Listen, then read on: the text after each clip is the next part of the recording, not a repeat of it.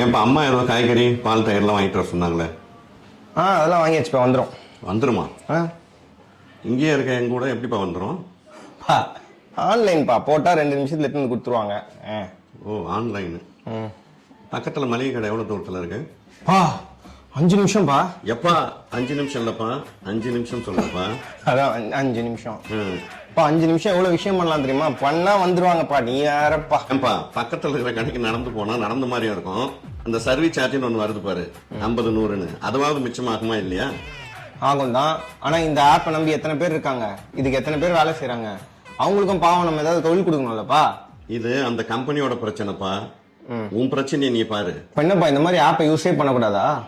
எப்ப நான் யூஸ் பண்ணவே கூடாதுன்னு சொல்லப்பா. அது ஒரு எமர்ஜென்சி, ஒரு மெடிக்கல் எமர்ஜென்சி, இல்ல உன்னால வெளியிலேயே போக முடியாத ஒரு சூழல், அது மாதிரி முடியாதப்ப நீ உபயோகப்படுத்திக்கலாம்ப்பா. இப்ப நீ வெட்டியாதானே பாருங்க. ஆமா, நீ இப்படியே இருந்தீங்கன்னா நாளைக்கு ஊட்டி விடுறேன், எண்ணெய் தேய்ச்சி விடுறேன், குளிக்க வைக்கிறேன்னு நிறைய ஆப் வரும், அதெல்லாம் யூஸ் பண்ணு. நல்லா இருக்கே, அப்படியே ஆப் இருக்குன்னு தெரியுமாப்பா?